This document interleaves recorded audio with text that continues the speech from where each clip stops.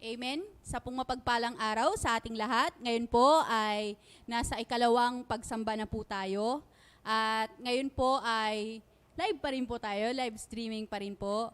So, i-like nyo po, i-share nyo po yung atin pong page, mag-comment po kayo, pwede po kayong mag-send ng mga komento nyo. Kung meron po kayong mga prayer request, pwede nyo rin pong i-send via comment po. At ganun din po, pwede nyo rin pong sabihin sa comment kung nasaan po kayo. We encourage you po mga kapatid na mag-comment po tayo para po sa ating live streaming ngayon para malaman po natin kung nasaan po tayo. At syempre, para alam natin na meron talagang nanonood sa ating live streaming. At dako po tayo sa atin pong pangbungad na panalangin. Tayo po'y manalangin. Hallelujah, Lord God. Hallelujah, Lord Jesus. Panginoon, sa umagang ito, patuloy ka naming pinupuri, patuloy ka naming dinadakila, Ama. Bagamat, Father God, nasa pandemya pa rin po kami, nasa crisis pa rin kami, Lord God. Subalit, Panginoon, ang iyong biyaya, ang iyong pagpapala ay laging sumasa amin. Ang iyong proteksyon, ang iyong pag-iingat ay lagi naming nararanasan, Ama. Salamat po, hayaan mo na sa oras na ito, sa aming panambahan, bagamat hindi kami physical, Panginoon, na magkakasama sa iyong bahay panambahan. Subalit, Father God, hindi po maikli ang inyong mga kamay, Ama. Sabi mo nga po, nasa lahat ng dako ka. Kaya naman nasa saan man po kami ngayon, naroon kami sa aming mga tahanan, o saan mang lugar kami, Panginoon, naniniwala kami, nananampalataya kami, Panginoon, aabutin mo ang bawat isa sa amin, Ama. Sa umagang ito, patuloy ka namin pupurihin, patuloy ka naming dadakilain, Panginoon. Sa iyo pong papuri pagluwalhati, sa pangalan ng ating Panginoong Jesucristo, Amen and amen and amen. Hallelujah! Isa nga pang malakas na palakpakan para sa ating Diyos na buhay. Hallelujah, hallelujah, hallelujah. Sa umaga pong ito, inaanyayahan po namin kayo na tayo ay magpuri sa Diyos ng buong galak, ng buong sigla at ng buong indak. Kahit po tayo nasa ating mga bahay, let us build a place of altar sa ating mga home. Hallelujah! Palakpakan nga natin ulit ang Diyos na buhay. Hallelujah! Sinabi po ni Jesus, sa tao, ito ay imposible, pero sa Diyos, ang lahat ay posible. Kaya na mapawitan natin ang Diyos, walang imposible sa iyo, aming Ama. Hallelujah! Palakpakan natin ang Diyos na buhay. Yes, God.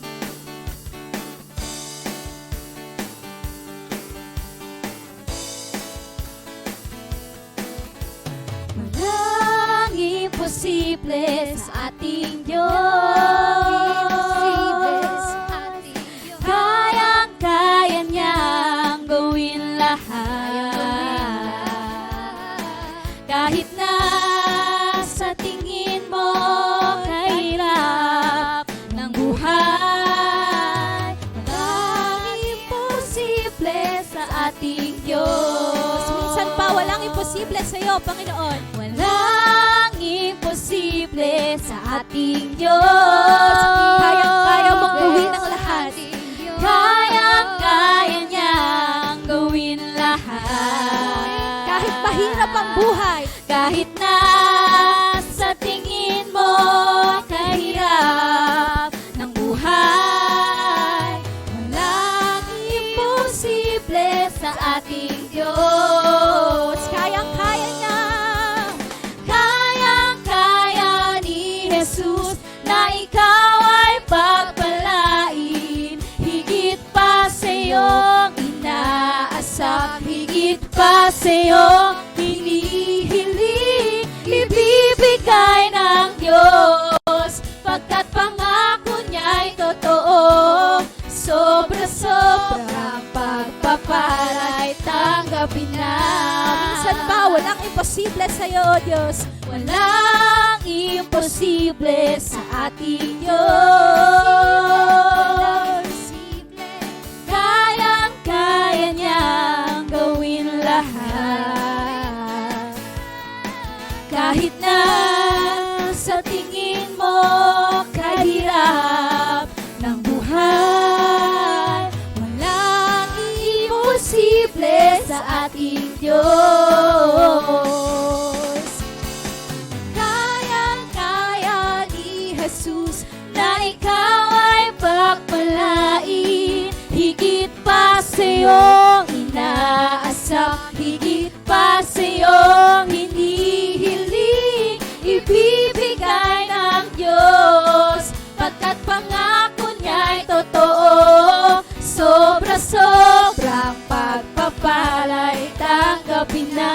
Isa pa, kayang-kaya mo, Jesus. Kayang-kaya ni Jesus na ikaw ay pagpalain, higit pa sa iyong inaasam, higit pa sa iyong hinihiling, ibibigay ng Diyos, pagkat pangako niya'y totoo. Sobra-sobrang pagpapala'y tanggapin na. Minsan pa nga, pauwitan natin ng Diyos. Walang imposible sa'yo. Walang imposible sa ating Diyos. Kayang-kaya mong gawin ang lahat. Kayang-kaya niyang gawin lahat. Kahit na mahirap ang buhay, kahit na sa tingin mo kahirap ng buhay, walang imposible sa ating Diyos. Kayang-kaya ni Jesus na ikaw ay pagpalain, higit pa sa iyong inaasam, higit pa sa iyong hinihiling, ibibigay ng Diyos, pagkat pangako niya'y totoo. Sobra-sobrang Tanggapin po natin ang pagpapala ng Panginoon. Hallelujah. Kayang-kaya ni Jesus. Kayang-kaya ni Jesus na ikaw ay pagpalain, higit pa sa iyong inaasam, higit pa sa iyong hinihiling, ibibigay ng Diyos, pagkat pangako niya'y totoo. Sobra-sobrang pagpapala, tanggapin na. Diyos na makapangyarihan. Let's sing. Diyos na makapangyarihan, Haring kataas-taasan, sa aking puso ay nananahan. Pagpapala mo't pagsama ay laging nararanasan, kailan may hindi mag-iisa. Pangako mo sa'kin, hindi ako iiwan. Sa bawat sandali, sa bawat sandali, ay lagi mong sasamahan, ay laging Panginoon. sasamahan. Banal na Espiritu, hatid ay kalakasan, upang lahat ng bagay ay mapagtagumpayan. Diyos na makapangyarihan, Haring kataas-taasan, sa aking puso ay nananahan. Pagpapala mo't pagsama ay laging nararanasan, kailan may hindi mag-iisa. Diyos na makapangyarihan. Diyos na makapangyarihan, Haring kataas-taasan, sa aking puso ay nananahan. Pagpapala mo't pagsama ay laging nararanasan, kailan may hindi mag-iisa. Pangako mo sa'kin, hindi ako iiwan. Sa bawat sandali ay laging sasamahan. Banal na Espiritu, hatid ay kalakasan, upang lahat ng bagay ay mapagtagumpayan. Diyos na makapangyarihan, Haring kataas-taasan, sa aking puso ay nananahan.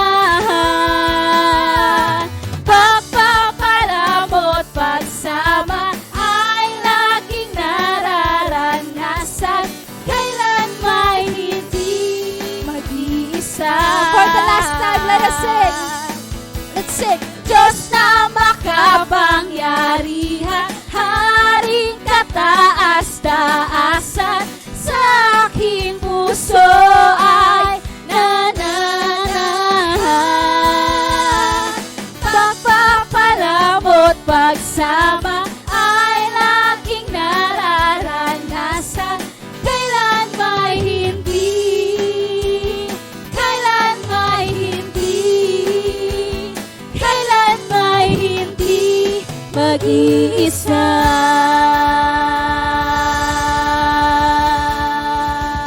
Hallelujah, glory to you, God. Thank you, Jesus. Thank you, Lord. Purihin natin ang Panginoong Diyos. Dakilain ka, O Diyos. Ikaw ang tanging Diyos na makapangyarihan sa lahat. Salamat, Panginoon, dahil sa kahit anumang sitwasyon ng buhay namin, naniniwala at nananalig kami na kahit kailan, hindi mo kami iniwan mag-isa, Panginoon. Na lagi kang nandyan, Lord God, na lahat ng bagay ay magagawa mo, Lord. Sa umaga pong ito, let us all worship the Lord. Open our hearts in worship. Higit sa aming kailangan, Panginoon. Kailangan namin sa pang-araw-araw, Lord. Kailangan namin sa aming buhay, Lord God. Mas higit na kailangan ka namin, Lord Jesus, na mabuhay kami nang naaayon sa iyong kalooban, Panginoon. Wala kaming ibang hangad sa umagang ito, Lord God, kundi ang mapupurihan at itaas ang pangalan mo, Jesus. Hallelujah.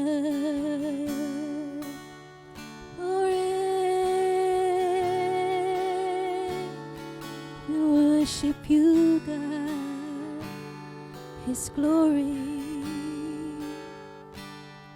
Higit sa aking kailangan, yes, Lord. Higit sa aking karanasan,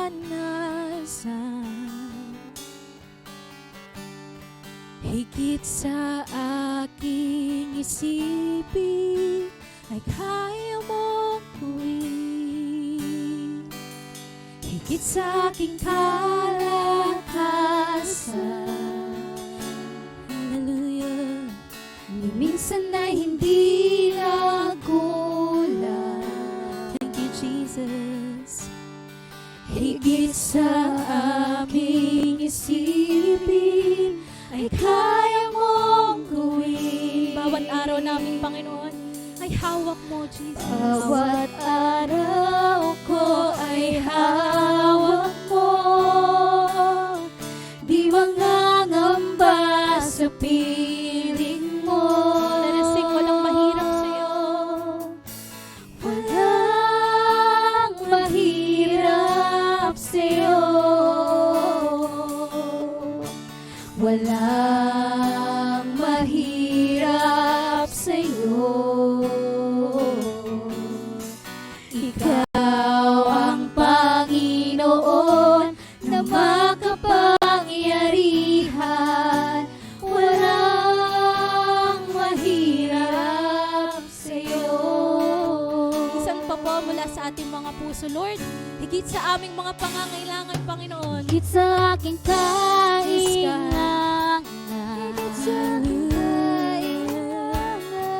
Higit sa aking karanasan,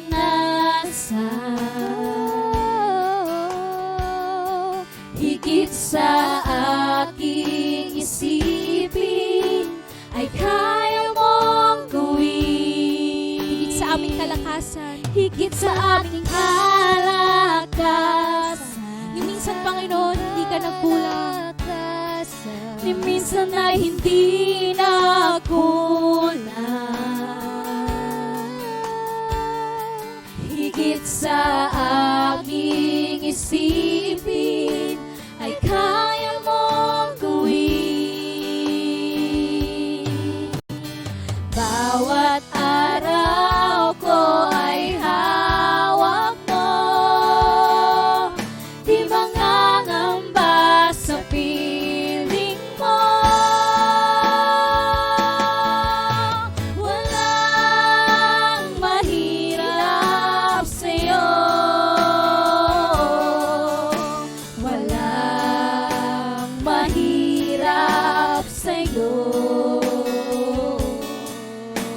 Ikaw ang Panginoon na makapangyarihan. Walang mahirap sa'yo. Walang mahirap sa'yo. Walang mahirap sa'yo. Ikaw ang Panginoon na makapangyarihan. Walang mahirap sa'yo. Minsan pa. Walang mahirap sa'yo. Walang mahirap sa'yo. Ikaw ang Panginoon na makapangyarihan. Walang mahirap sa'yo.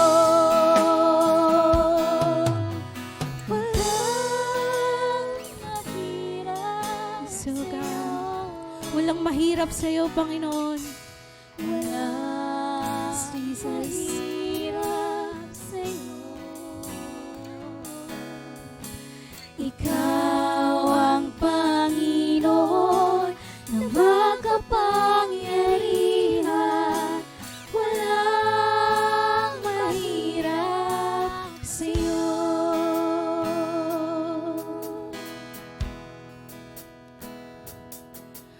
O Diyos,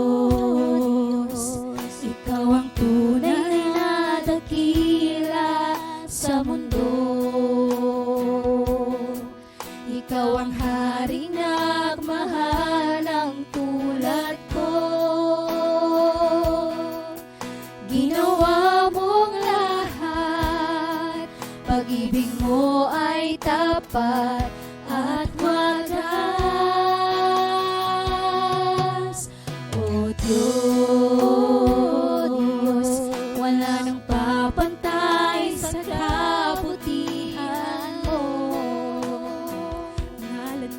Ang ngalan mo'y itataas sa buhay ko. Sundin ang loob mo, iparinig ang nais mo. Sa lahat ng panahon, Diyos ka sa amin. Sa lahat ng oras, nariyan para sa amin. Panginoong Jesus, purihin ka. Dakilain ka sa buhay ko. Di nagbabago, di nagbabago. Diyos ka sa amin.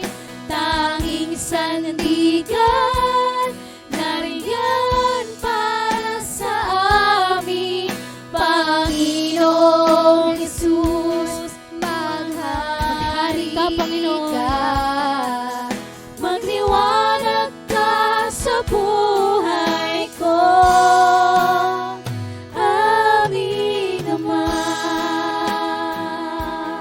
Minsan papawitan natin ang Diyos na buhay. O Diyos, Ikaw ang tunay na dakila sa mundo. Ikaw ang haring nagmahal ng tulad ko. Ginawa mong lahat, pag-ibig mo ay tapat at wagas. O Diyos, wala nang papantay sa kabutihan mo.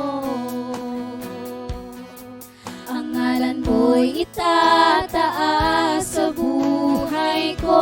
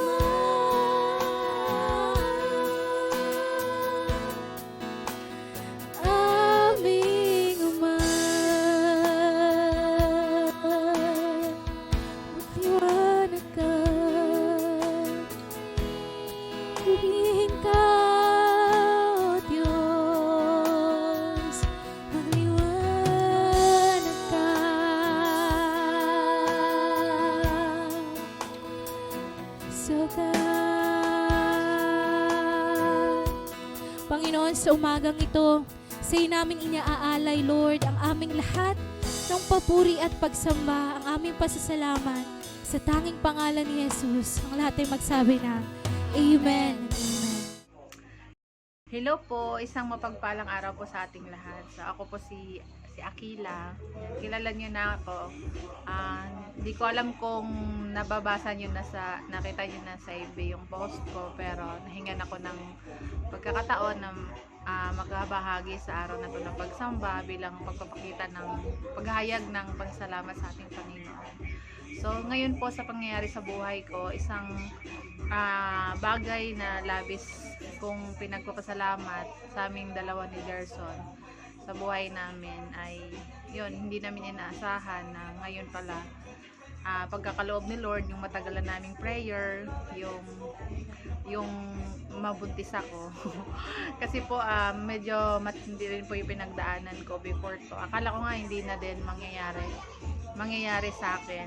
Tinanggap ko na din siya. Actually, hindi pala basehan na parang planado mo na yung lahat ng pangyayari sa buhay mo.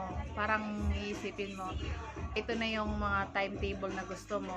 Tapos, ang inisip ko nga dati, after wedding, gusto ko na agad mag-baby kami, ganyan-ganyan. Pero, hindi talaga pwedeng ilagay sa kamay natin yung mga bagay-bagay. At isa yun sa hiningi ko ng tawad sa Panginoon. So, nung pinilit namin dati, na agad-agad, magkaroon ng baby, ayun, hindi kami nagtagumpay, hindi naging successful lahat. So doon ako nanalangin sa Panginoon, sabi ko sa Lord, siya naman ang nagbibigay ng mga bagay-bagay, nagkakaloob sa kanyang mga anak ng mga gusto, mga desire natin. So isinuko ko sa kanya lahat, hiningi ko ng tawad. Inisip ko pa nga dati na baka may sumpa ako. meron akong mga ginagawang bagay na hindi nakakatuwa sa Panginoon. Kaya naranasan ko 'yon. So last year same date din ng quarantine, lockdown natin. So miscarriage ako noon. Kaya sobrang takot ko na sa pagbubuntis na ganito, na baka maulit-ulit siya. Pero itong panahon na to, talagang meron ng tinakda ang Panginoon na panahon, masasabi ko talaga.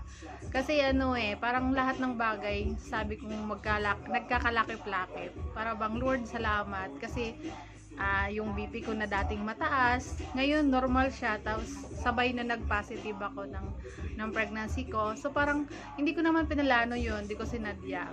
Pero alam mo yun, bigla na lang siyang nangyari. Tapos naisip ko na lang, Lord, talaga ba? Sabi ko, so inisip ko talaga, ito yung sinabi ko sa Panginoon. Kasi before ko nalaman na buntis ako, nagkaroon pa kami ng ng EGR. So parang doon din merong mga pagsuko, 'di ba? Sa mga sumpa ng lahi. So isa 'yon sa mga niluhod ko rin sa Panginoon nung time ng EGR. Magkakaroon ng EGR, sama kayo. Pero isa 'yun sa mga sinuko sa Panginoon, at pinagpray ko sa Lord noon, kasi yung sumpa ng abortion sa lahi, yung mga pagkalaglag ng baby, isa yun sa ganyan. Tas yung hindi pagkakaroon ng anak, sabi ko lang may mga ganun palang sumpa. Sabi ko, Lord, hindi ko alam kung kasama ako doon. Pero yung nag-altar call, nagtumatawag ang pastor, yung mga speaker sa EGR, isa yun sa mga pinagpray ko. Lord, sabi ko, alam mo naman yung desire ng puso ko. Hindi ko din alam kung luluobin mo, pagkakaloob mo sa akin, pero bahala na po kayo. Nung lang to nangyari, yung EGR, February parang ganun yata, February, January. Tapos yun, sabi ko, nasa inyong mga kamay na po lahat. Kung hindi naman ninyo luluobin, wala din pong problema sa akin. So parang natutunan ko na lang na i-offer kay Lord lahat, at ipasa kanya na lang lahat. Iba pala talaga pag si Lord yung may gawa. Yung hindi ka na-stress, hindi tulad nung gustong-gusto mo na ikaw talaga yung may gusto. Parang parang maraming hadlang, pero pag si Lord parang smooth yung mga pangyayari. Yun lang, pinagpapasalamat namin. Hindi ko alam kung ano pa yung mangyayari kasi nasa early stage pa naman ang kalagayan ko. Kaya lang, malaking bagay na pinagpapasalamat ko sa Panginoon na maganda yung starting ng kalagayan ko, ng kondisyon ng katawan ko. So isang bagay yun na sobrang blessing sa Panginoon. So yung mga tatakbuhin ko pang journey kasama yung baby na to na nade-develop pa sa akin, yung asawa ko na sobrang sipag, sobrang bait pag-aalaga sa akin, para maging okay kami. So yun yung mga bagay na pinagpapasalamat ko sa Panginoon. Kaya siguro yung mga katulad ko na kalagayan, may mga bagay na imposible na hinihingi natin sa Lord, manampalataya lang talaga tayo kasi si Lord alam naman niya kung ano talaga yung desire natin. Wag tayong magpatalo sa takot, wag tayong magpatalo dun sa mga nararamdaman natin ng mga negatibo. Tuloy lang sa Panginoon at pagkatiwala natin sa kanyang kamay na alam niya lahat ng meron tayong mga desire, alam niya yung mga gusto natin. Matuto lang talaga tayo maghintay at hintayin yung tamang panahon para sa Panginoon. Mas maganda kasi yun. So yun lang po at salamat sa Panginoon talaga at pinupuri namin siya sa blessing na to. Hoping na matapos ko yung journey namin ng maayos at babalitaan ko kayo. Salamat po. God bless sa lahat and glory. Isang magandang araw po muli mga kapatid. Welcome sa ating pangatlong linggo sa buwan ng Abril, sa ating pangalawang pagsamba through virtual online service. Bagamat wala pa ho tayong actual or physical na pagsamba, nagpapasalamat tayo sa Panginoong Diyos sa bagong platform na ito, ang modern technology na nagagamit natin upang patuloy na magkasama-sama tayo sa Panginoong Diyos, sa pananalangin, sa ating mga papuri at pagsamba, at gayon din sa pakikinig ng salita ng Panginoong Diyos. Bagamat hindi ko kayo nakikita, at least nakikita niyo ako. Nagkakakitaan tayo, kayo lang pala sa akin.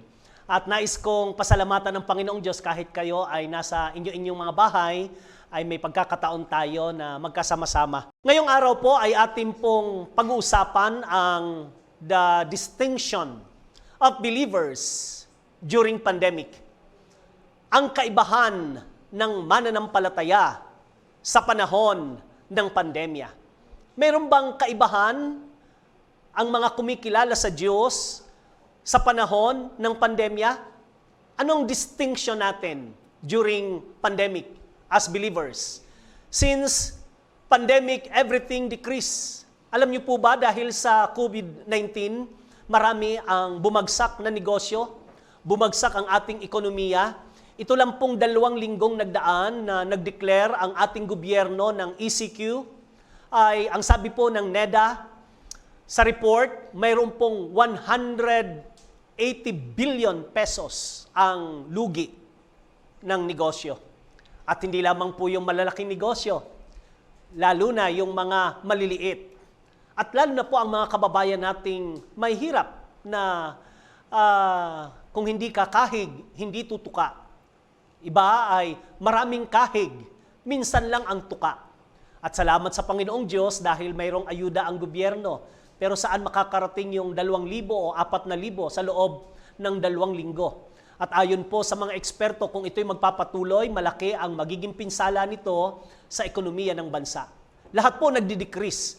Naapektuhan ang hindi lang ang negosyo, hindi lang po maging sa education. Kasama po tayo mga churches. Lahat nag-decrease. Ngayon, ano ang distinction natin? Ano ang kaibahan natin sa panahon ng pandemic na ito? Ayon po sa Malakay chapter 3 verse 18. Ang wika, and you will again see the distinction between the righteous and the wicked, between those who serve God and those who do not. Muli ninyong makikita, ang sabi ng banal na kasulatan, ang kaibahan sa pagitan ng matutuwid at ng masasama, sa pagitan ng mga naglilingkod sa Diyos ang mga hindi naglilingkod sa Diyos. Sa panahon po palang ito, makikilala natin ang mga taong nasa Diyos at hindi sa Diyos kapag may krisis. Dahil sa COVID-19, ano ang dapat na makitang kakaiba sa atin bilang mga mananampalataya? Katulad po ni Joseph in Egypt and in famine at the land of Goshen, but they are acquiring property. Alam nyo, sa panahon ng krisis, nagkaroon po ng matinding tagutom ang buong Ehipto at ang mga karatig bansa ay kakaiba itong karanasan ni Joseph at ang kanyang angkan, ang kanyang amang si Jacob at ang kanyang mga kapatid. Dinala sila doon sa Goshen. Pumayag ang paraon na dalhin sila doon dahil sa matinding gutom. At doon sa lugar na yon ay nag-acquire sila ng mga properties. Dumami ang mga Israelita at naging mabunga at pinagpala sila. Just imagine po mga kapatid, pwede ba yon? Na sa panahon ng krisis, ikaw naman nananagana? Sa panahon ng pag-decrease, ikaw naman nag-i-increase? Pwede ba yon? Yan po ang ating pag-uusapan ngayong umaga. Ito nga ang dahilan na mayroon palang distinction ang believers during pandemic. Ano ang kaibahan natin sa panahon ng pandemya bilang mananampalataya? Different dimension, may distinction dapat. So, pakitype nga po ninyo, comment kayo below, may distinction dapat. May kakaiba dapat sa atin. Makita ang kaibahan. So, distinct dapat tayo sa panahon ng krisis. Katulad ni Joseph. During COVID, worldwide dimension is decreasing. Sa buong mundo po, hindi lang ang bansang Pilipinas. Buong mundo apektado. Lahat po nag-decrease. Nung nakaraang 2 linggo o 3 linggo na yata, hindi ko matandaan, pumunta kami ng misis ko sa SM Dasma, sa kabilang side ng gate, pagpasok mo roon sa kaliwa, naroon po ang Jollibee at saka Chowking. Alam niyo po bang nagsara? Ang dami pala talagang nagsara ngayon. Kahapon naman ay bumili kami ng Hardiplex. Kasama ko si Pastor Joel, Brother Boy, at si Jerome doon sa FCI. Doon sa office, isa lang po ang staff. Tinanong ko yung secretary, sabi niya, alternate po ang pumapasok dito sa office namin. At kapag Saturday, isa lang, ako lang dito, at saka yung boss. Ibig sabihin, marami po talaga ang apektado dahil sa pandemic. But, alam niyo po ba, in the kingdom of heaven, dimension is increasing. Kung ang ating pong batayan ay ang mundo, decreasing talaga. Subalit kung ang gagamitin po natin mga kapatid ay kingdom of heaven principle, pwedeng mag-increase kahit sa panahon na nagdi-decrease ang marami. But the dimension in the kingdom of heaven is increasing. Therefore, we should apply the dimension of the kingdom of heaven. Ang gagamitin po natin, katulad ng sinabi ni Paul sa Corinthians, we live by faith and not by sight. Hindi po natin gagamitin ang prinsipyo ng mundo. Ang gagamitin po natin ang prinsipyo ng kingdom of heaven. Hindi po yung batayan natin kung ano yung nakikita natin sa paligid o yung sitwasyon. Kundi ang nakikita po natin, ang titingnan natin, yung faith. Pairalin natin dito ang ating pananampalataya. Like Joseph, ginawang stepping stone ang famine to acquire properties. At nag-increase sila in population at naging fruitful sila. Imagine nyo po, mga kapatid, sa panahon ng decreasing, sila naman nag-i-increase. Sa panahon na maraming naghihirap, sila naman sumasagana. Sabi nga po ng marami, sa panahon daw ito, mas maganda mamili. Maraming nagbebenta ng lupa. Maraming nagbebenta ng bahay. Maraming nagbebenta ng sasakyan. Alam nyo, sa panahon ng krisis, magandang opportunity makita nating mag-increase at hindi mag-decrease. Gamitin natin ang Kingdom of Heaven principle. Tayo, marami po, ginawang rason na ang pandemic para naging normal na lang ang decreasing. Dahil marami ang depressed, kaya normal lang na ma-depress. Marami ang nalulungkot, kaya normal lang ang malungkot. Marami ang nanghihina, kaya normal lang ang nanghihina. Yung iba nagmumukmuk. Yung iba tulog ng tulog, walang ginagawa. Kasi nga, pandemic eh. Pero mga kapatid, bilang mga believers tayo, mga mananampalataya tayo, dapat may kakaibang makita sa atin. Huwag nating gawing rason. Bagamat hindi natin dinideny na mayroon ngang pandemic. Hindi natin dinideny na mayroon ngang COVID, na maraming naapektuhan na nagkakasakit at namamatay. Pero huwag nating gawing dahilan ito na wala nang gagawin. Kaya sa langit, walang COVID. Kaya gamitin ang pandemic na maging platform to increase and to be fruitful. Bakit po? Kasi kung batayan natin ang mundo, hindi tayo makakasabay sa prinsipyo ng langit. Kaya sabi ng Bible, do not conform to the pattern of this world, but be transformed by the renewing of your mind. So habang yung iba nagdi-decrease, tayo naman mag-increase. Maraming nagtanong, Pastor, kung kailan pandemic at kung kailan may krisis, saka naman tayo maraming pagawa sa church, marami tayong naging project, at kailan lang po nagpabili tayo ng mga television bukod doon sa screen natin. At doon sa mga kwarto, may mga television tayo. At kailan din ay bumili tayo ng dagdag na mga gamit para sa multimedia team. At ngayon po, ongoing naman, natapos na yung re-roofing natin. At ngayon naman, ongoing ang ating pagpapakisami ng church. Hindi ba kabaliktaran yan? Na kung ngayon po, marami ang ayaw maglabas ng pera. Tayo naman labas ng labas. At ito po ay isang palatandaan na hindi tayo saklaw ng sanlibutan ito. Ang ating prinsipyong ginagalawan ay prinsipyo ng langit, hindi ng mundo. Akala ngayon, ng marami po, back to normal na. Mas lalong lumala, aabutin pa ng 5 years to 7 years. Kaya kung 5 years to 7 years pa, ay patuloy tayong magdi-decrease. So, don't let time change your life. Hindi po hayaan natin na ang panahong ito ang magpapadecrease ng ating buhay.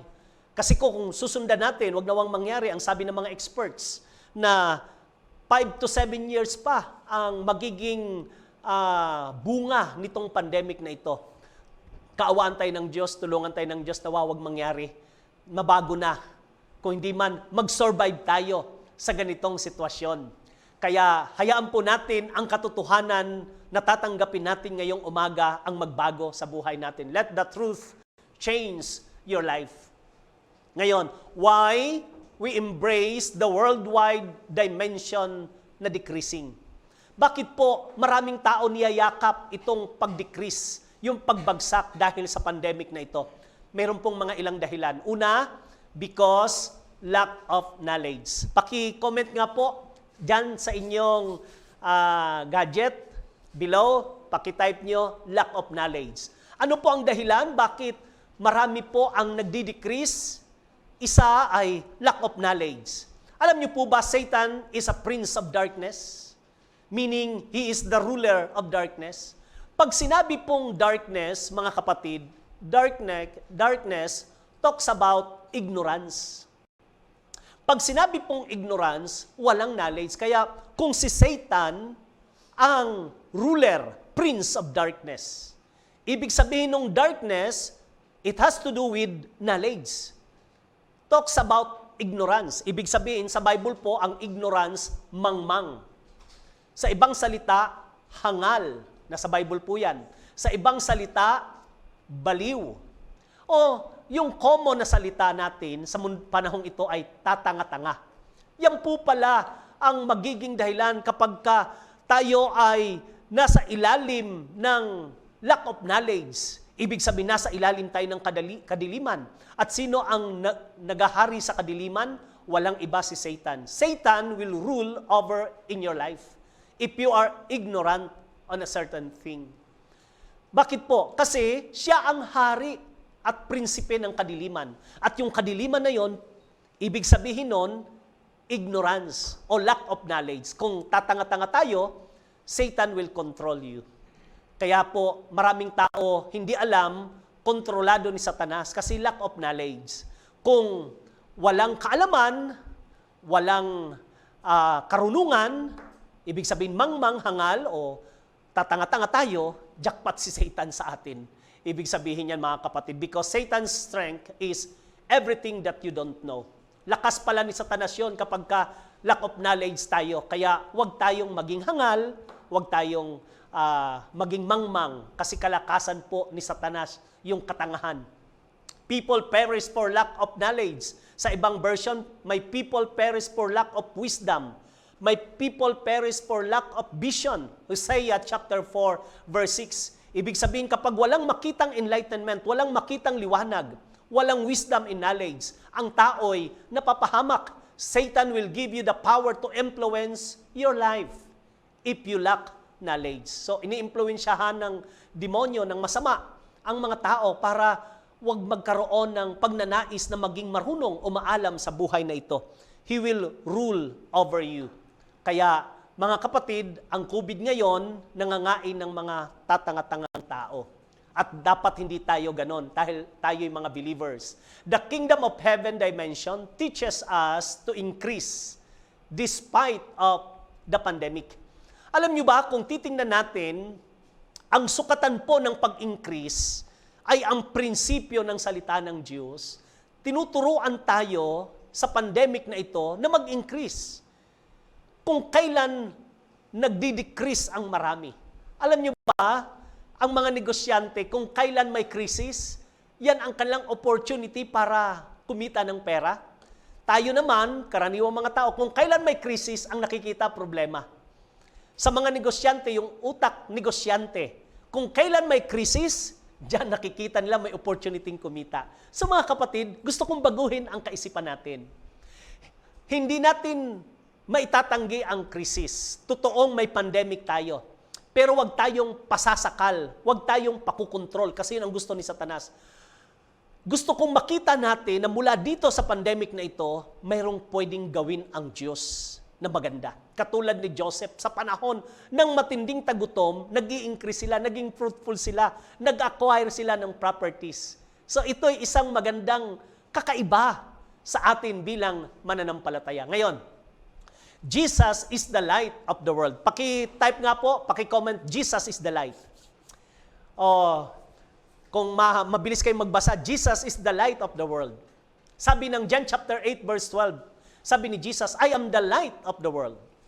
Those who believe in me shall not walk in darkness. Gaano po ka-powerful ang light, mga kapatid? Jesus is the light, He is the source of original information. Kabaliktaran ito doon sa ignorance. Kung si Satan ang nagro-rule sa darkness, speaks of ignorance, si Jesus naman ang nagro-rule sa light, speaks of information, the source of knowledge and wisdom. Jesus will always come to you with original truth. Sabi niya, I am the way, the truth, and the life. So, lapit tayo kay Jesus. Ang katangahan po that we have is temporary. So, we have to get wisdom from Him. Kailangan lang lumapit tayo kasi ang mundong ito nasa ilalim ni Satanas. Nagahari ang kadiliman. Anong ibig sabihin ng kadiliman? Ignorance. Kaya, kapag lumapit ka kay Jesus, mayroon pong light. Kaya temporary lang ito kapag ang tao'y lumapit kay Jesus. The ignorance that we have is hanggang ngayon na lang yan. Therefore, we have to get understanding from Jesus. Because of ignorance, people will be destroyed. Nalilimitahan. My people are destroyed for lack of knowledge or wisdom. Or walang vision. Alam niyo, ang mga taong walang nakikita sa hinaharap, walang pananaw, walang mararating. At ngayon pa lang, yung taong walang pangarap o walang plano, nagpaplano ng mabigo. So mga kapatid, dapat nagpaplano tayo. Kasi ang taong walang plano, nagpaplanong mabigo. Nalilimitahan tayo sa lahat ng ating ginagawa. Alam niyo ba yung madilim? Di ba nalilimitahan tayong kumilos? Pero kapag maliwanag, malaya tayong gumalaw. Yan po ang ginagawa ng kadiliman. Yan ang speaks of ignorance. Si Satan ang nag-rule dyan. Siya ang nagahari sa kadiliman. Si Jesus naman ang nagahari sa liwanag. At ang kabaliktaran ng kadiliman, kaliwanagan. So enlightenment. Hindi po si Buddha. Si Jesus po ang the enlightened one. At tayo po ay dapat lumapit sa Kanya as Jesus to empower, enlight your path. Kasi po, kung wala si Jesus, nasa mundo tayong madilim. Hindi natin alam kung anong gagawin. Pero kapag lumapit ka kay Jesus, i-empower ka niya, i-enlighten ka niya. For in Him, you will get wisdom, knowledge, and understanding. Mahalaga po ang wisdom, mahalaga po ang knowledge and understanding sa panahong ito, mga kapatid. Declare today that this is your last day of ignorance. Jesus releases His access to us. Hayaan mong tanggapin mo ngayong araw na ito ang karunungan mula sa Panginoon. Alam niyo ba, kapag may crisis, may ilalabas si Lord na tao during crisis. Bago ko ituloy, mayroon akong illustration. Mayroong isang matandang mayaman. Bago siya mamatay, sabi niya sa sarili niya, ipapamana ko na ang aking mga ari-arian sa aking mga anak. Meron lang po siyang 3 anak, parehong lalaki. Nang may pamana na niya, na-distribute na niya ang kanyang mga kayamanan at ari-arian, meron pa siyang isang negosyo na malaki. Nag-iisip siya, kanino niya ito ipapamana? It's either sa panganay, sa pangalawa o sa bunso. Kaya ang ginawa niya, binigyan niya sila ng test. Sinubok niya. Tinawag niya ang 3. At ang sabi niya, bibigyan ko kayo ng tig-100. Nakita niyo yung 3 kwarto na yan? Bawat isa sa inyo may kwarto. Punuin niyo. Anumang mabili niyo sa 100, punuin niyo ang kwartong yan. Nag-isip yung panganay, ano kaya mabibili ko? Sa 100, nakita niyo yung puno ng akasya, malaki. Maraming sanga at madahon. Pinaputol niya yon sa halagang 100 at nilagay niya sa kwarto. Hindi man masyadong napuno, pero at least halos mapuno. Yung pangalawa, nag-isip siya, ano ba kaya mabibili ko sa 100? Bibili ako ng yung mga kugon, mga damo. Papatabas ko yan sa halagang 100. Nilagay niya sa kwarto. Halos mapuno dahil puro kugon eh. Yung pong bunso ay nag-isip. Sabi niya, ano kayang mabibili ko sa 100? Pumunta siya sa palengke. At may nakita siya, bumili siya. At pagkatapos, bumalik siya sa kanyang ama at ang sabi niya, Ama, nabili ko na po ang dapat kong bilhin. Ito pa po ang sukli, 90 pesos. Ibig sabihin, 10 piso lang ang nagastos niya. Na-excite yung ama. Ano ang binili ng bunso? Bakit 10 piso lang ang nagamit niya sa 100? Kaya pinuntahan ng ama ang bawat kwarto. Binuksan ng ama ang kwarto ng para sa panganay. Nakita niya, puro dahon at sanga ng akasya at puno ng akasya. Halos mapuno. Yung pangalawa ay binuksan niya ang kwarto. Nakita niya, puro kugon. Halos mapuno, daming kugon. Okay, na-excite siya doon sa pangatlo. Kasi may sukli pang 90 pesos, 10 piso lang ang nagastos. At pagkatapos, nung binuksan ng bunso, nakita niya mayroong kandila na nasa gitna. At ang sabi ng bunso, Ama, ang binili ko ay kandila na 5 piso at posporo na 5 piso. Kaya po, 10 piso lang ang nagastos ko. Kaya kandila ang binili ko kasi ang liwanag na yan, wala pong sulok sa kwartong ito ang hindi niya naabot o napuno. Natuwa ang ama sa magandang ginawa ng bunso. At alam niyo na kung kanino ipapamana yung negosyo na yon dahil may sukli pa. Mga kapatid, ano ang point? Sabi ng bugtong-bugtong, isang butil na palay, sikip sa bahay. Ano pong ibig sabihin yan, mga kapatid? Ilaw o lampara. Maliit lang na lampara, ilagay mo lang sa gitna, lahat ng sulok maaabot at mapupuno. Katulad ng sinabi ni Jesus, I am the light of the world. Pagkatapos, sinabi niya sa mga believers, you are the light of the world. Those, sabi niya, who believe in me shall not walk in darkness. Nung sabihin niyang, you are the light of the world, mayroon pong iniwan siyang responsibility. Ano ang sinabi niya? Let your light shine before men, that they may see your good works.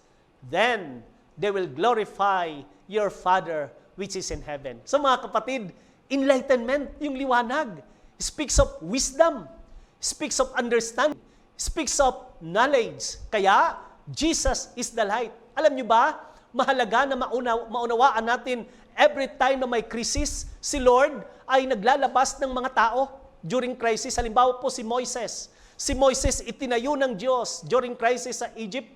Moises rises up. Itinayo ng Panginoong Diyos si Moises. Halimbawa, nung itatayo ng Diyos ang Wall of Jericho, yung Wall of Jerusalem, tinayo niya si Nehemiah para i-build ang Jerusalem Wall. Noong hinahamon ng mga Palestine ang Israelite soldiers, walang makalaban kay Goliath, tinayo niya si David. Nagtatayo po ang Diyos sa panahon ng krisis ng mga tao para tulungan tayo.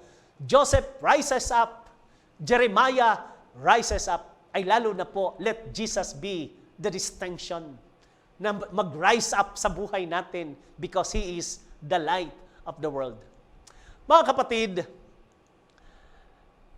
itong panlaban sa decreasing atmosphere. Ano po ang panlaban natin sa panahon ngayon ng pandemic? Go to the increasing value of your life.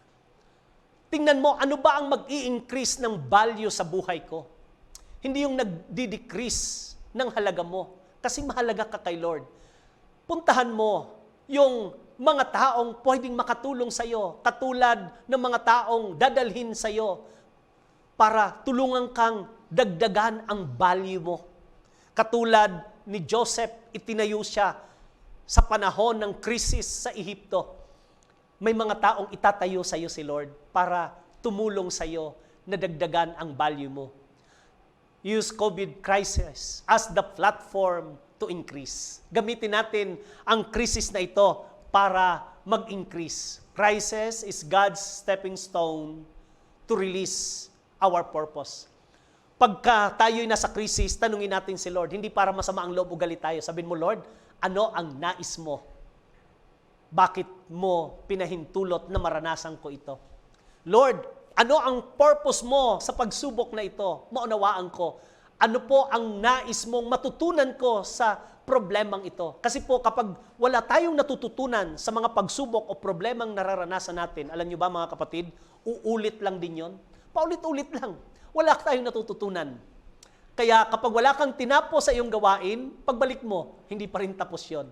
Kaya maganda tapusin lagi yung ginagawa. At yun ay isang patunay na ang krisis, pwede tayong mag-increase.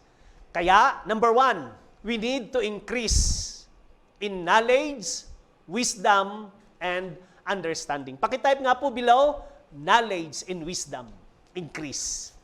Sabihin niyo po, knowledge and wisdom, increase. Dapat, sa panahon ng pandemic, sa panahon ito, na marami po ang tawag nito, para tayo natuklaw kasi ng ahas eh. Hindi natin alam kung anong gagawin, hindi tayo makagalaw. Pero dapat lalo tayo nag-i-increase ng knowledge. Kahit sa bahay lang tayo, ako po sa bahay lang, marami akong ka-meeting, marami akong pinapakinggan, marami akong binabasa. So nag-i-increase ng knowledge. Dapat may new wisdom, may new knowledge, new understanding, dapat laging fresh tayo every day. Itong pandemic na ito, gamitin po nating opportune time na mag-increase ang ating wisdom and knowledge. Ang believers na walang new wisdom, ang believers na walang new knowledge, ang believers, tayong mananampalataya na walang new understanding ay nagtatampisaw pa rin sa darkness. Tandaan, sino ang ruler ng darkness? Walang iba si Satan. Kaya dapat nabago na tayo. Dapat wala na tayo sa darkness dahil si Jesus na ang ating Lord and Savior. Pangalawa, increase your skills and abilities. Type nga po ninyo below, skills and abilities increase. So dapat itong panahong ito, mag-develop tayo ng ating mga kakayanan at talento at mga abilidad, kapatid. Huwag tayong nagmumukmuk lang sa bahay. Huwag tayong tulog lang ng tulog. Huwag tayong walang ginagawa kasi may rason tayo dahil po pandemic. Hindi, ang dami pong pwedeng i-develop sa atin. Pwedeng i-increase natin ang ating mga skills and knowledge. Halimbawa, sa bahay lang, wala kang ginagawa. Pwedeng mag-practice. Gusto mong matutong mag-keyboard, mag-gitar. Ang dami po. Huwag ubusin ang oras sa gadgets na humahanga ka sa iba na nagtitiktok, sa ibang mga vlogger. Hayaan mong ikaw naman ang hangaan. Gumawa ka naman ng iyong sariling pangalan para sa kapurihan ng Panginoon. Hindi lang ikaw lang ang tagahanga. Dapat pagdating ng araw, may mga taong kikilala sa iyo. Alam niyo ba, mahalaga po ang ginagampanan ngayon ng cell groups. Cells contribute something in your life. So dahil po sa pandemic, marami po nahinto, hindi na nagsi-cell group. Mga kapatid, nais kong ipaalala sa lahat ng mga leaders, mga workers, na ituloy natin ang ating cell group through virtual. Gamitin natin ang bagong platform na ito. I-develop natin kung hindi tayo sanay magsalita sa screen. Katulad ngayon, nagsasalita ako na kaharap ko lang ay isang maliit na bilog, sanayin na natin. Kasi po ito ang bago ngayon. So, ganun din ang cell group. Malaking tulong po na dyan nadidevelop yung ating communication, yung ating relationship, yung prayer life natin, dyan po nadidevelop. Ano pa? Pandemic has already set before, but the church is still alive. Alam niyo po ba, marami nang dinaanan ang simbahan, ang iglesia, ang mga Kristiyano na pandemya. Simula pa sa unang New Testament believers, ang dami na pong krisis ang pinagdaanan nila. Matindi pa nga po ang mga persecutions noon kasi talagang sila'y pinapatay. Ang iba po pinapakain sa leon. Ang iba po binabalatan ng buhay. Ang iba po mga kapatid ay pinapako ng patiwarik. Ang iba tinatali ang kamay at paa sa magkabilang panig at pinapatakbo ang karwahe at mga kabayo. Ang iba sinusunog ng buhay. Ang iba nilulubog sa kumukulong mantika. Grabe po ang crisis o persecutions na nangyayari noon. Pero alam nyo, hanggang ngayon, buhay ang church. Sa dami ng pinagdaan ng krisis ng simbahan, totoo ang sinabi ng Panginoon sa Bible. Even the gates of hell shall not prevail against the church. Kahit ang pintuan ng Hades hindi mananaig. Bagamat dadaan tayo sa mga Hades, sa pintuan ng Hades, pero hindi mananaig ang Hades. Mga kapatid, ang isa sa malago at mabilis na umuunlad ngayon ay ang China. 100 million na po ang mga believers. Pero alam niyo po ba, matindi ang persecution sa kanila. Hindi po sila hayag at lantad. Sila po ay underground church. Nagtatago sila. At kapag sila'y nagpupuri, walang sound. Pumapalakpak sila, walang ingay. Kumakanta sila, walang ingay, pero nag-iiyakan. Grabe. Kapag mayroong gustong magpabautismo, ginagawa 2:00 ng madaling araw o 3:00. Yung walang nakakaalam. Sa mga bundok po yon, sa mga ilog, mayroon po akong nakita na binautismohan. Ang tubig hanggang tuhod lang. Kaya yung babautismohan, kailangan mo nang lumuhod. Pagkatapos saka ilulubog ng pastor, ng hindi po pahiga, pag ganun pataob. Parang sinusubasop ang mukha. Kasi nga, mababaw lang ang tubig eh. Pagkatapos talagang nagsisigaw na ganun, walang sound, tuwang-tuwa na nabautismohan, bukod siguro sa lamig ng tubig. Pero nanginginig sila. Pero po ano pong point ko mga kapatid? Dahil sa matinding pinagdadaanan nila, lalo silang lumago. Sana ang pandemic na ito mag-increase pa ang ating mga talent, skills, and abilities para tayo ay lalong lumago. May strengthen natin ang ating mga cell group, strengthen natin ang ating mga disciple, ang training natin, and evangelism. Nahinto tayo lahat, pero tulungan tayo ng Diyos. Ituloy natin ang pag-share, ituloy natin ang ating mga cell group, ituloy natin ang ating mga training. At sa Sunday po, kung hindi pa tayo magkakaroon ng physical, actual, na pagsamba, pero tuloy na po ang School of Disciples. Virtual. Mayroon na. Tuloy po tayo. Minsan ayaw na nating mag-isip. Gusto nating manatiling ignorante. Ayaw nating gamitin ang ating mga isip. Mga kapatid, isip-isip din pag may time. Gusto ni Lord na makalagpas tayo sa krisis na ito. Hingin natin ang kanyang wisdom and knowledge. Pangatlo, increase soul winning and discipleship. Tuloy po tayo sa discipleship. Tuloy po tayo sa soul winning. Paki-type nyo po, comment kayo, soul winning and discipleship. Soul winning and discipleship.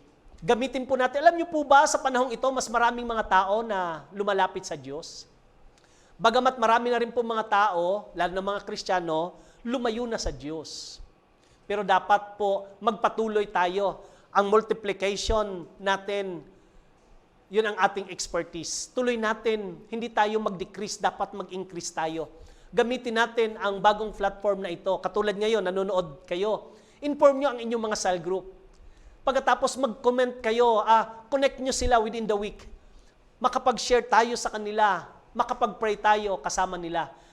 Yung expertise natin, i-develop natin at ma-master natin, mga kapatid, itong ginagawa natin. Hindi pa tayo perfect. Katulad ngayon, itong setup natin, marami mga pagbabago. Every time na matatapos kami sa bawat service, itong technical team nag-uusap-usap agad at nag-evaluate. So yung pong ating midweek service, kung mayroon kayong mga suggest nyo sa akin paano pa ito mapaganda. Yan po, ang ating system of operation dapat maayos. Yan po ang ating ginagawa. Dapat magampanan natin yung ating distinction. Know your distinction. Dapat alam mo kung saan ka nararapat. Mag-participate ka doon, mag-involve ka doon. I-develop mo yung abilities, talents na mayroon ka. Ongoing spiritual condition, dapat consistent tayo, mga kapatid. Katulad ng babaeng balo na araw at gabi lumalapit sa masamang hukom, hindi siya pinapansin. Pero sabi ng masamang hukom, kahit masama ako at wala akong takot sa Diyos, bigyan ko na ang hinihingi ng matandang ito. Ibinigay ang katarungan ng masamang hukom, ang katarungang hinihingi ng matanda. Sabi ni Jesus, kung yung masamang hukom, ipinagkaloob sa matanda ang hinihingi, gaano pa kaya ang inyong amang nasa langit? Kapatid, huwag tayo magsawa, mag-pray. Tuloy tayo sa ating prayer life. Don't backslide. Huwag maging dahilan na ang pandemic na ito ay lumayo tayo sa Diyos. Huwag tayong mag-backslide. Mga kapatid, tuloy tayo. COVID time is dapat strong time natin. Dapat lalo tayo naging malapit kay Lord sa mga panahong ito. Dapat naging intimate tayo kay Lord. Dapat nagkakaroon tayo ng maraming mga revelations. Dapat mayroon na tayong mga memory verse. Ha? Dapat marami tayong alam sa kwento ng Bible, hindi sa kwento ng mga tao sa mundo. Dapat mayroon tayong naaakay na nasisiran kay Lord. Spiritual life is consistent. Ngayon, how to make your ongoing spiritual condition increasing? Paano ito magpatuloy, itong ating spiritual condition na ito? Avoid good people. Seek right people. Kasi kung sino ang sinasamahan mo, yan ang magdidetermine ng spiritual condition mo. Marami pong mabubuting tao, mababait na tao, pero hindi yun nakakatulong para mag-add ng value sa buhay mo. Dapat ang hanapin mo, mga right person. Good people is doon ka masisira, ginagawa kang walang kwenta. Masaya naman silang kasama, ililibre ka sa kainan, masaya ang kwentuhan, maraming lugar kayong pupuntahan, but they are not right. Kapag ka ikaw ay kahit sino-sino ang sinasamahan mo, kung saan-saan ka pupunta, yan yung mga taong sabog. Hindi lang po, alam nyo ba yung nagsasyabo? Akala nyo yung mga nagsasabo ay sila lang yung sabog? Hindi po. Maraming mga taong sabog din, kahit hindi nagsasyabo. Kung sino-sino ang sinasamahan, kung saan-saan nagpupunta, walang direksyon ang buhay. Dapat piliin mo. Ay, hindi ko sinasabing masasama yung mga taong yun. Mabubuti nga yung mga taong yun eh. Nililibre ka nga sa kainan eh. Pero kung hindi nag-a-add ng value sa future mo, sa buhay mo, hindi masama magkwentuhan lagi. Pero mga kapatid, hanapin mo yung mga tamang tao. Di ba naghahanap kayo ng the right one? Yung tamang tao. Dapat ikaw muna ang maging tama. Hanap ka ng tamang tao na maging partner mo. Ikaw naman hindi pa na itatama ang buhay mo. Ayusin mo muna ang buhay mo. Para kapag naghanap ka ng tamang tao na maging lifetime partner mo, alam mo, hindi masama. Kasi sasabihin ng iba, alam mo, nang makasama kita, naging kompleto ang buhay ko. Hindi totoo yun. Kasi ngayon pa lang, kompleto ka na kay Kristo. Hindi ka kulang. Hindi ka kulang-kulang. Ibig sabihin, nung nakilala mo siya, nagdagdag ka, nag-add ka lang ng value sa kanya. Hindi ka kulang. Nag-add ka lang ng value. Kaya dapat yung mga naghahanap ng lifetime partner, tiyakin mo na yung makakatagpo mo, masasabi niya sa iyo, alam mo, nang dumating ka sa buhay ko, lalong gumanda ang takbo ng buhay ko. Hindi yung, nang dumating ka, nagkawendang-wendang ang buhay ko. Nako, hindi magandang tingnan yon. Lalong pabigat ka pala sa kanya. Huwag tayo maging pabigat. Hindi ka tamang tao. Naghanap ka ng tamang tao para sa iyo. Ikaw naman, hindi tama ang iyong pamumuhay. So dapat tayo maging pagpapala. Mga kapatid, sa mga tao, if you want increasing value, stay away from them. They are just good, but they are not right for you. Hanapin mo yung mga tamang tao kasi si Lord, sa panahon ng krisis, nagtitindig siya ng mga tao para impluwensyahan ka, i-encourage ka, bigyan ka ng direction at wisdom. The moment you realize that you are with right people and in right place, you are building your life right. Why? Because you make Jesus your priority. Ayan, nagbabago ngayon ang takbo ng buhay mo. Alam niyo, nung ako'y magseryoso na sa Panginoon, marami po akong mga kaibigan na unti-unti lumalayo ako. Hindi ko sinasabi na lalayuan ko sila, unti-unti. Kasi nakikita ko, masaya naman silang kasama, maganda silang kasama, kainan, masaya, kwentuhan. Pero nakita ko hindi sila mag-a-add ng value sa future ko. Hindi sila mag-a-add ng value sa personality ko. Kaya naghanap ako ng mga taong makakatulong talaga sa akin. So, mga kapatid, kapag si Jesus ay tinanggap mo, siya na yung priority mo at alam mo kung sino yung mga taong sasamahan mo palagi. Ngayon, dito sa aking pagtatapos, how to turn barrenness to fruitfulness. Ngayon, sa panahon po ng pandemic, alam nyo ba decreasing means going to barrenness? Itong pandemic na ito na marami ang pabagsak, ibig sabihin ay hindi nagiging mabunga ang buhay. Pero mayroon pong magandang halimbawa sa Bible, mga kapatid, ang Shunammite woman. Siya po ay baog, hindi magkaanak. Ganito ang masayang tagpo. Magandang pangit ang babaeng ito. Masayang malungkot. Bakit masayang maganda? Kasi mayaman siya. Bakit pangit at malungkot? Kasi hindi siya magkaanak. Ito yung sitwasyon niya. Maganda nga siya. Ibig sabihin lahat ng gusto niya, nabibili niya, pampaganda sa katawan niya, may pera siya pero ang malungkot, wala siyang anak. Kaya sinabi nating magandang pangit, masayang malungkot. Ganon din tayo. Minsan may hinahanap tayo sa buhay natin na sana ganon ako sa kanya. Meron akong ganito sa kanya. Huwag. Kung anong meron ka, gamitin mo. Diyan ka magsimula. Tingnan natin. How to turn barrenness to fruitfulness. Do not accept if you are not fruitful. Huwag mong tanggapin na mahirap ka. Huwag mong tanggapin na ganyan ka lang. Kasi kapag tinanggap mo yan, ganyan ka na nga lang. Pero kapag nag-step up ka at sabihin mo, hindi ako papayag na ako ay ganito lang. Para pong ako, dahil lumaki akong mahirap, walang magulang, sinabi ko sa sarili ko, kinamumuhian ko ang kahirapan. Kaya ang laban ko, hindi lang laban sa kasalanan, laban ko ay laban din sa kahirapan. Dito po sa lugar na ito, ang mga tao ay hirap na hirap. Kaya noon, nangangaral ako laban sa kasalanan, pero mayroon pa akong isang ipinapangaral, laban sa kahirapan. Kasi gusto ko ang mga tao hindi lamang makalaya sa kasalanan, makalaya rin sa kahirapan. Kapag hindi nagpasya ang isang tao ang may katawan na yung kanyang kalagayan mabago, hindi siya mababago. Kaya huwag mong tanggapin na hindi ka mabunga. Find a way. Ngayon, number 1, how? Recognize the movement of God. Pakitype nga po ninyo, recognize. Sige po, paki-comment below. Recognize. Kung kaya nyo mabilis kayo mag-type, recognize the movement of God. Para po maunawaan natin mga kapatid, ano ang pwedeng gawin ni Lord sa panahong ito, katulad ng Shunammite woman, recognize Elisha, who was always passing by. Sabi ng babaeng ito, he is a holy man of God. Na-recognize niya si Elisha na lingkod ng Diyos. Before being fruitful, we should recognize the movement of God. Ang babaeng ito baog.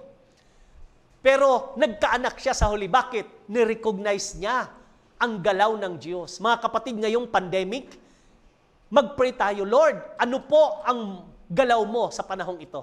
Lord, ano ang nais mo sa panahong ito? Ano ang nais mo sa buhay ko? Dapat ma-recognize natin yan. Before being fruitful, we should recognize the movement of God. One day, Elisha went to Shunem, and a well-to-do woman was there, who urged him to stay for a meal. So, whenever he came by, he stopped there to eat. Dahil na-recognize niya, ang lalaking ito ay lingkod ng Diyos, sabi niya, dito na ho kayo kumain sa amin. Kaya tuwing dadaan doon si Elisha, kasama ang kanyang alipin, naghahanda ang babaeng ito. Bakit? Ni-recognize niya. Alam niyo mga kapatid, may pinapadala ang Diyos ng mga tao sa atin upang i-perceive natin, tanggapin natin. It's either yan ay leader mo sa cell group. It's either yan ay pastor mo. It's either yan ay magulang mo. Yan ay kapatid sa church. I-recognize mo. Kapag hindi mo nire-recognize yung authority nila sa iyo, wala kang makukuha na biyaya ng Diyos sa kanila. So she said to her husband, I know that this man who often comes our way is a holy man of God.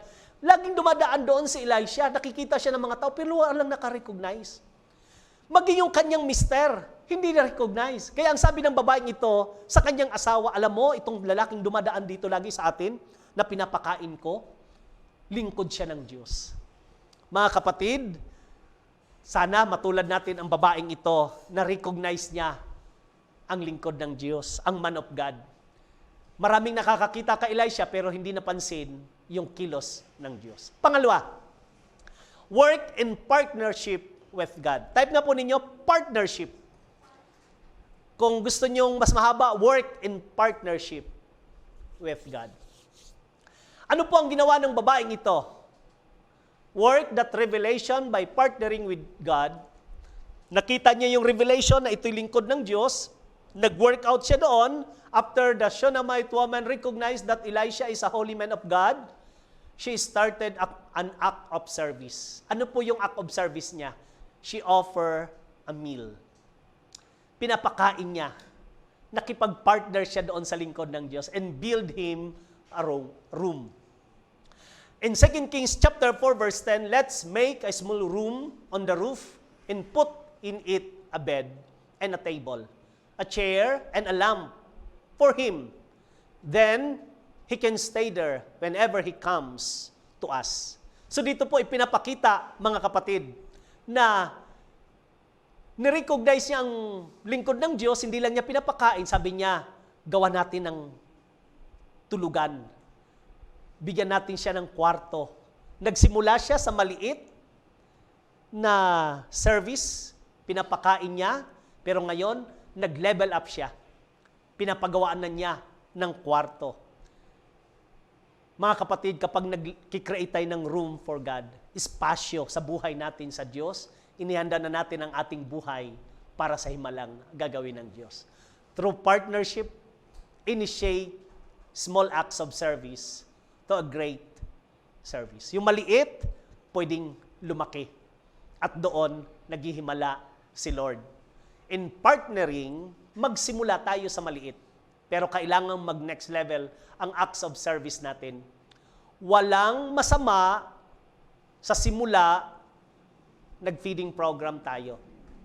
But we have to level up. Ano yan? Start to build. Ano yung i-build natin? Buhay, mga kapatid. Mga leader, huwag kayong magsawang mag-build ng buhay. Mag-disciple ng mga tao. I-build natin on life of purpose ang kanilang mga buhay. Mahalaga yon. Sa buhay na ito, kung mayroon tayong bukod sa itinatayo mga pangarap, tulungan natin ang iba na maitayo ang kanilang buhay.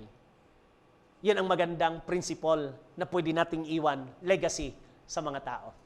Okay, pangatlo and last, use your God-given capacity. Type na po ninyo, use your God-given capacity. The Shunammite woman is a well-to-do woman. Mayaman po siya. She used her God-given capacity to partner with God. How much would a meal cost? Siyempre, sa panahon ito, mas malaki na siguro, 2,000 every time na dumadaan, twice or thrice a week ang lingkod ng Diyos para sa pagkain niya. Pero mas matindi pa po, she built a room. It would cost so much. Kasi po, hindi madali ang magpatayo ng kwarto sa taas. Mas mahirap ang pagtatayo, mas mabagal kasi aakyat lahat ang gamit at mas mapamahal. Pero ginamit niya yung kanyang kayamanan para sa Diyos. We should be willing to use our God-given capacity. Skills, talents for God's kingdom. Ganon din po tayo. Ipagamit natin anumang kapasidad na mayroon tayo, anumang skills and talents na mayroon tayo for God's kingdom. Alam niyo po ba, we all have our potentials? We just have to be willing lang. Lahat po tayo, binigyan ni Lord ng potential. Hindi po ako naniniwala na wala tayong potential. Lahat po, kahit yung tambay, mayroong potential. Hindi lang niya alam at hindi lang niya nagagamit. Pero kapag willing ka, ipagamit mo yan, kung saan yung kakayahan na binigay sa iyo ni Lord, makikita mo ang himala ni Lord. Ako po, bilang pastor, hirap akong magsalita. Akala niyo magaling lang ako magsalita. Hindi po. Lalo sa pag-i-Ingles, nahirapan ako. Marami akong correction na natatanggap. sa mga anak ko usually. Yung mga kapatiran, hindi na siguro nagsasalita, nahihiya nang sabihin sa akin. Pero yung mga anak ko, ang tatapang ng loob, pati misis ko, syempre, sasabihin nila, mali ang diction mo, mali yung pronunciation mo. Yan po, dahil lumaki ka nasa probinsya, sa Bisaya, tapos pagdating mo dito, nag-i-English ka, pinagtatawanan ka ng mga kaklase mo, kaya hindi ka nila mag-i-English. Tapos, dinide-develop ko yung Tagalog ko. Alam ko, marami sa inyo mas magagaling. Pero, kung handa kang ipagamit yan kay Lord. Kasi kung hindi, anumang talent na mayroon ka, walang mangyayari. Pero alam niyo po ba, for 25 years now, sa biyaya ni Lord, bagamat alam ko na marami akong kulang, hindi katulad ng marami sa inyo ngayon na mas higit pa na marunong at may kakayahan. Pero alam niyo, for the past 25 years, sa biyaya at awa ng Diyos, narito po ang Gisawa Main, 25 years na tayo, meron tayong 5 daughter churches. Meron tayong 4 na pagsamba. Yan po yung masasabi kong anumang oras, pwede nang kunin ni Lord ang buhay ko. Nakapag-build na ako ng legacy. Pwede na akong umuwi sa langit. May naiwan na ako sa mundong ito na masasabi kong may magpapatuloy. Kapatid, ikaw ba ngayon nakikinig? Anong potential meron ka? Alam ko, meron eh. Hindi pwedeng wala. Meron. Akala mo lang wala, pero meron. Be willing lang. Ipagamit mo yan kay Lord. Use your God-given capacity. Sabi ng Isaiah 1 verse 19, if you are willing and obedient, we will get the best from the land. Wow! Kapag masunurin lang tayo at handa, bibigay ng Diyos ang pinakamainam sa lupain. Ibibless niya ang buhay mo. And because of these 3 things, the Shunammite woman from barrenness became fruitful. When she did this, that was when Elisha asked her, nalaman ni Elisha, ano ba ang pwede nating maitulong sa babaeng ito? Tulong siya ng tulong sa atin. Nirecognize ni Elisha. What can be done for her? Elisha asked. Sabi nung kanyang alipin, Master, may kakayahan sila. Maganda ang kabuhayan nila pero wala silang anak. Ganun ba? Pinuntahan ni Elisha at sabi ni Elisha, sa babaeng baog. But the woman became pregnant. Sinabihan niya, next year, ganito ring panahon, the next year, about the same time, she gave birth to a son. Just as Elisha had told her. Dito po ipinakita, gumawa ang Diyos, kapatid, ng himala. Pwede maghimala si Lord sa panahong ito. All things are possible to those who believe in God. Nothing is impossible to those who believe. Sa akin pong conclusion, mga kapatid, let's focus, kahit sa panahon ng krisis, ay maging aggressive tayo spiritually. Pangalawa, maging aggressive tayo sa evangelism, soul winning. Pangatlo, maging aggressive tayo sa discipleship, tuloy tayo sa mission na ibinigay sa atin ni Lord. At pang-apat, maging aggressive tayo sa training process. Tuloy ang ating PEPSOD. Maging aggressive tayo sa penetrating cells and cell multiplication. Alam kong hindi madali ang panahon, pero mayroon tayong makapangyarihang Panginoon sa Diyos na walang imposible. Sa akin pong pagtatapos, bago tayo mag-close sa aking mensahe, mayroon pong song. Ang song na ito ay There is a beautiful God. There is a beautiful God up above. Awitin po natin ito bago ako mag-pray. Ready?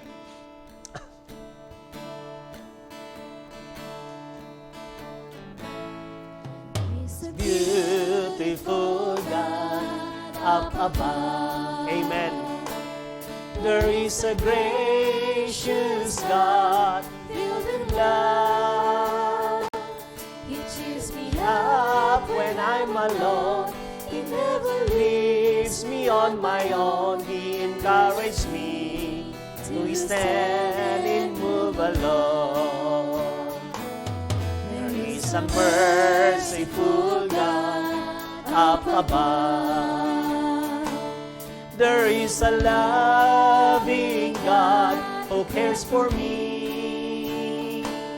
He understands this troubled world. He understands understands this troubled heart. He understands this life that I owe. I will serve. I will serve you. I will adore you. I will serve you. I will adore you. There is a wonderful God. A wonderful God up above. There is a mighty God of every place. He moves the mountain for me. He let me cross as the raging sea. He delivers me from unrighteous ways. I will serve. I will serve you. I will adore you.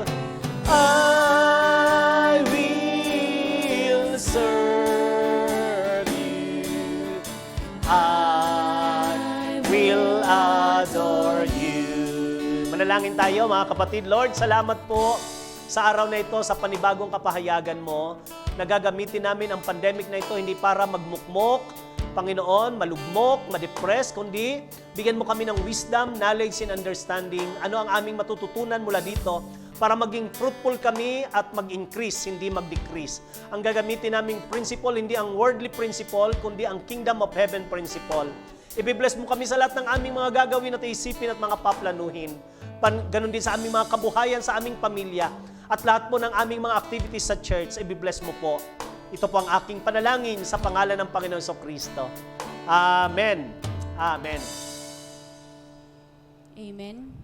Tunay nga po, wag po tayong magpadaig sa pandemyang ito, bagkos gamitin po natin ang opportunity na to upang lalong magliwanag ang ilaw ng Panginoon sa ating mga buhay. Tayo po ay dadako sa ating mga pagkakaloob, sa ating mga ikapo, at dyan po sa inyong mga screens, makikita nyo po kung saan nyo po pwedeng ipadala ang inyong pong mga tithes and offering. Ngayon, kung wala naman po kayong access sa mga bank accounts na yan, pwede po nating dalahin mismo sa bahay po ng ating pong treasurer kay Brother Tony Benitez o kaya po sa bahay po nila Pastor Tony yung ating pong mga kaloob, ating mga handog ikapo at sigurado po na ang mga yan ay makakarating po sa ating pong treasury. At pagkatapos ko pong manalangin para po sa ating pong tithes and offering, tayo po ay makakapanood ng isang handog awitin mula po sa magkapatid na Berasi, kay Ate Lori at maging kay Ate Lowie. Tayo po ay manalangin para po sa ating tithes and offering. Hallelujah, Lord God. Hallelujah, Lord Jesus. Tunay nga, Panginoon, nagpapasalamat kami, Ama, sa mga biyaya at pagpapala na patuloy na ipinagkakaloob mo, Ama, sa bawat isa sa amin, O God. Tunay po, Father God, na hindi lingid sa inyo, Panginoon, ang amin pong sitwasyon sa ngayon. Maraming mga negosyo ang nagsara, maraming mga kababayan namin, Father God, maging mga kapatid namin, Panginoon, ang mga walang trabaho, Lord God, natigil yung kanilang hanap buhay, Lord God, natigil yung kanilang source of income, Lord God. Subalit, Panginoon, nagpapasalamat kami sa kabila ng lahat ng ito, Ama, hindi mo kami pinagkukulang, Lord God. Salamat po sa mga biyaya at pagpapala na malilikom para sa araw na to, Ama. Dalangin po namin, patuloy ibalik niyo po ito ng siksik, liglig at umaapaw sa mga anak mo, Panginoon, na patuloy na nagtatapat sa pagkakaloob. At patuloy, Ama, wag mong pagkulangin ng sino man, Panginoon, sa mga anak mo. Bagkos, Father God, makita ng bawat isa sa amin, Panginoon, ang aming Diyos na sinasamba ay buhay at totoo, tapat sa kanyang mga pangako. Kung paanong ang mga ibon ay hindi mo ginutom, Lord God, kami pa kayang mga anak mo. Sabi mo nga po sa iyong mga salita, hindi mo kami, Panginoon, pagkukulangin, Lord God. Salamat po sa mga biyayang ito at dalayan po namin patuloy magamit ito sa paglago pa, paglawak pa ng gawain mo, hindi lamang sa lugar na ito, kundi sa mga dako pa, Panginoon, kung saan ang mga lingkod mo, Ama, ay tatawagin mo. Muli, Panginoon, ibinabalik namin sa iyo ang pinakamataas na papuri, pinakamataas na pagluwalhati, sa tanging pangalan lamang po ng aming Panginoon at aming tagapagligtas na si Jesucristo. Amen.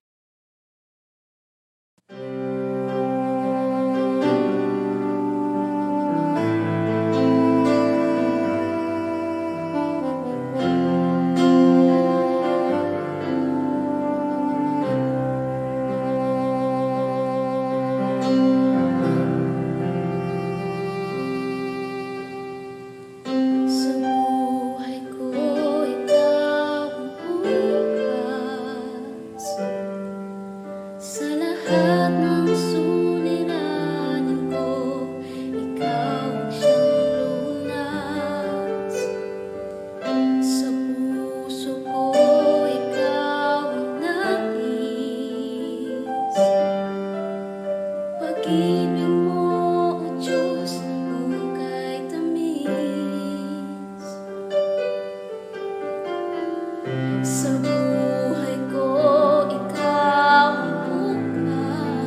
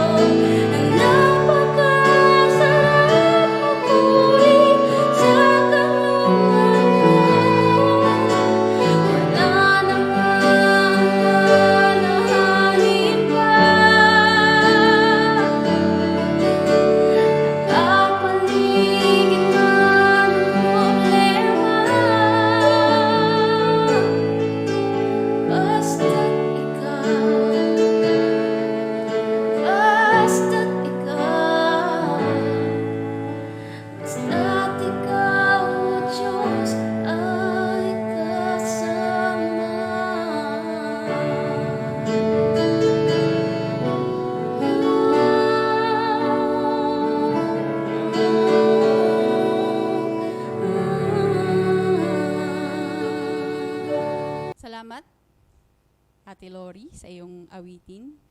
At tayo po'y dadako sa ating mga pabalita.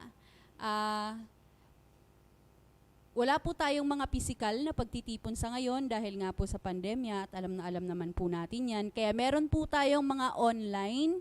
Kung paanong meron po tayong online service, meron din po tayong online Sunday School. So, tingnan po natin, pag nag-post po yung Sunday School, para po yung mga bata po ay nakakapag-Sunday School pa din po sila. Sa mga kabataan naman po, meron pong online ang LED Life. At gayon din po, meron po tayong midweek service kung saan ginagawa naman po ito via Google Meet. Every Wednesday po yan ng alas 8 ng gabi. At kung dadako po tayo dito sa church, makikita po natin na ang atin pong bahay-sambahan ay napalitan na po ng bubong. Pero ongoing po ang pagtatrabaho dito. Sa ngayon po, gumagawa po ang ilang mga kapatid ng Kisame, kasama po sila Pastor Joel, nandiyan po sila sa labas ng kwartong ito, sila po ay gumagawa ng Kisame. Kaya patuloy din po yung atin pong pledge para po sa pagpapakisame po natin. So, dalangin po namin patuloy na tulungan natin o suportahan natin ang gawain pong ito. Samantalahin po natin ang pagkakataon na to na bagamat nakakalungkot, wala tayong physical na pagsamba, pero salamat sa Panginoon dahil naging opportunity naman po ito para maisaayos po natin ang ating bahay-sambahan. Gayun din po sa lahat po ng estudyante ng PEPSOD. Sa susunod na linggo po, meron na din po tayong online class. At yung SOD 3 po, sa pagkakaalam ko, mag-start na po yung online class nila sa araw na ito. Kaya sa lahat po ng estudyante, magpatuloy po tayo sa pag-aaral, maging encouragement po sa bawat isa sa atin na kahit online, pasukan po natin ito. Salamat po. Dako po tayo sa mga magsi-celebrate ng kanilang mga birthdays and wedding anniversaries. Kung hindi ko po mabanggit yung pangalan nyo, pero magsi-celebrate kayo within this week, akuin nyo po kasama kayo sa panalangin ni Pastor para po sa araw na to. Claribel de Guzman, Jonesa Serrano, Joel Montales, Mark Roger Penpeña, Mark Benitez, Rowena Masangya, Lerma Gabane, at para po sa wedding anniversaries, Mark and Janelle Benitez. Okay, ayan po ang mga may birthday and wedding anniversary. Samahan niyo po ako manalangin, atin po silang idulog sa Panginoon. Panginoon, salamat po sa favor mo sa mga kapatid namin, sa panibagong buhay at taon na inihandog mo sa kanila. Alam namin sa iyo nagmula ang lahat, kasama ang aming mga buhay. Kaya naman sa inyo namin sila itinataas sa panalangin. Ang kapatid na Claribel de Guzman, Chernesa Serrano, Joel Montales, si Mark Roger Pinpeña, si Mark Benitez, Cherweng Masangya, and Lerma Gabani.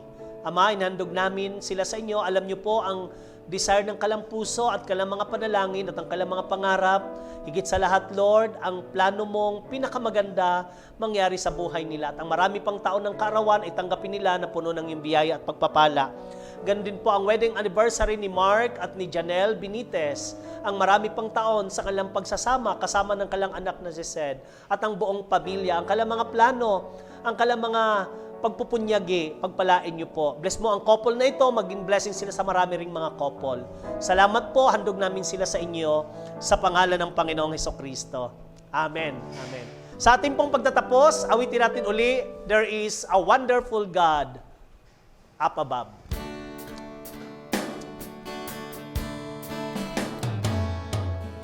Wonderful God up above. There is a gracious God filled with love. He cheers me up when I'm alone. He never leaves me on my own. He encourages me to stand and move along. There is a merciful God up above. Amen. There is a loving God who cares for me. He understands this troubled world. He understands this troubled heart. He understands this life that I owe. I will serve I will serve you. I will adore you.